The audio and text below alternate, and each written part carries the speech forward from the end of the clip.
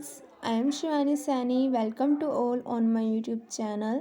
आज मैं आपको क्लास 12 का जो टॉपिक है tools of recombinant DNA technology वो एक्सप्लेन करूँगी। जैसे कि हमने पिछली वीडियोस में पढ़ा था genetic engineering and recombinant DNA technology के बारे में, तो उसके लिए हमें कुछ की टूल्स की ज़रूरत होती है, जैसे कि restriction enzyme, polymerase enzyme, ligase, vector and host organism.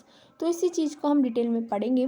तो चलिए स्टार्ट करते हैं। रिस्ट्रिक्शन एंजाइम हमारा फर्स्ट टॉपिक है इसमें। जैसे कि आपको पता ही होगा, जो डीएनए होता है वो डबल स्टैंडर्ड होता है, नेगेटिव चार्ज होता है उस पर, क्योंकि उस पे पास फॉस्फेट ग्रुप होता है, हाइड्रोफिलिक मतलब वाटर लविंग है।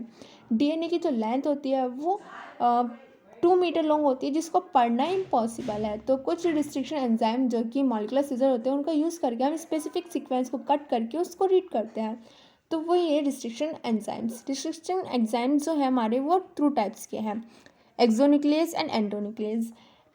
एंडोन्यूक्लियस वो होते हैं जो डीएनए के अंदर कट लगाते हैं, और एक्सोन्यूक्लियस वो होते हैं जो डीएनए के एंड्स को कट करते हैं, जैसे कि 3' टर्मिनल एंड ये 5' टर्मिनल एंड्स पे कट लगाएंगे।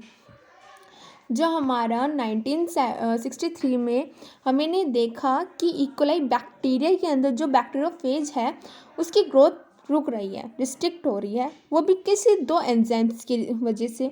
इन्हीं एंजाइम्स को हमने रिस्ट्रिक्शनल एंडोन्यूक्लियस कहा।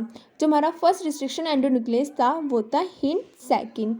ये क्या करता है, वो 6 न्यूक्लियोटाइड की सीक्वेंस को पहले रीड करेगा, उसके बाद ही कट लगाएगा डीएनए के अंदर। जो हमारे नेमिंग है रिस्ट्रिक्शन एंजाइम्स के, जैसे कि हिंट सेकंड हुआ या इकोर फर्स्ट हुआ, ये कहाँ से आए? तो जितने भी रिस्ट्रिक्शन एंजाइम हैं वो हमें बैक्टीरिया से ऑब्टेन किए जाते हैं। जो बैक्टीरिया के कौन से स्ट्रेन से लिए है, या उसका साइंटिफिक नेम क्या है, या कौन से नंबर पे हमने इसको ऑब्टेन किया है इन एंजाइम्स को, उसी के बेसिस पे हम इसके नेमिंग करते हैं। जैसे कि इकोर फर्स्ट ECO, ये जो है इकोलाई बैक्टीरिया, मतलब कि इसका जीनोम आ गया है। आर जो हमारा इसके स्ट्रेन की बात की है, रफ स्ट्रेन। एंड जो फर्स्ट है हमारा जो रोमन नंबर रहता है वो हमारा ऑर्डर ऑफ डिस्कवरी पे बेस्ड होता है। अब तक हमने 900 रिस्ट्रिक्शन एंजाइम्स की खोज कर ली है 230 स्ट्रेन बैक्टीरिया की हेल्प से। मतलब इनका यूज़ करके हमने 900 रिस्ट्रिक्शन एंजाइम्स अब तक हमने फाउंड कर लिए हैं।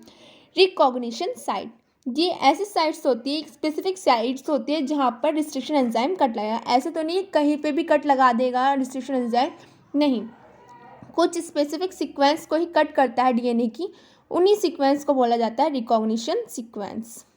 और जो हमारी रिस्ट्रिक्शन एंजाइम है वो ज़्यादातर पैलिंड्रोमिक न्यूक्लियोटाइड सीक्वेंस को ही कट करता है। पैलिंड्रोमिक न्यूक्लियोटाइड सीक्वेंस क्या होती है? ऐसी सीक्वेंस जो दोनों डायरेक्शन में सेम रीड की जाए, जैसे कि मलयालम। अगर आप इसको देखोगे, अगर आप राइट साइड से पढ़ोगे तो तब भी मलयालम है, लेफ्ट साइड से पढ़ोगे तब भी मलयालम है। इसका उन्होंने एक एग्जाम्पल दे रखा है, ये रहा। 5' to 3' की डायरेक्शन में आप देखोगे GAATTC। अगर दोबारा से इसका नीचे वाला भी अगर आप 5' to 3' की एंड की डायरेक्शन में रीड करोगे तब भी यही बनेगा GAATTC। ये क्या हमारे पैंड्रोमिक सीक्वेंस है। जो हमारा इकोर फर्स्ट होता है ना, वो पैंड्रोमिक सीक्वेंस जो हमारे GAATTC है, इसके G and A के बीच में ही कट लगाता है। अब ये पिक्चर को देख के आप समझ सकते हैं, ये ग्राफ दे रखा है हमें डायग्राम, इसके थ्रू मैं आपको एक्सप्लेन करती हूँ कैसे ये प्रोसेस होता है। जो हमारे एक यहाँ पे फॉरेन डीएनए ले रखा है एंड नेक्स्ट हमारा वेक्टर ले रखा प्लाज्मिड। तो इन दोनों के अंदर same restriction enzyme cutting both foreign DNA and vector DNA at specific point.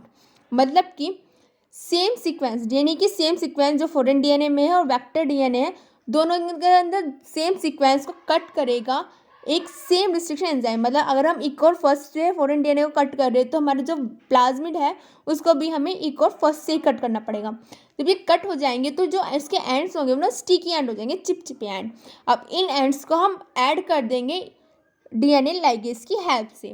DNA ligase की हेल्प से इसको ऐड कर दे तो ये हमारा वेक्टर बन गया। अब इस वेक्टर को हम होस्ट के अंदर डालेंगे। कहाँ पे डालेंगे? ओरिजिन ऑफ रेप्लिकेशन में डालेंगे। अब ये जो डल जाएगा तो सेल डिवीजन करेगा, रेप्लिकेशन करेगा, और उसकी वो सारे सेल्स के अंदर ये वाला जो डीएनए है हमारा डिजायरेबल डीएनए पहुंच जाएगा। तो यही हमारा पूरा प्रोसेस था। Thank you friend for watching this video. If you like please subscribe it.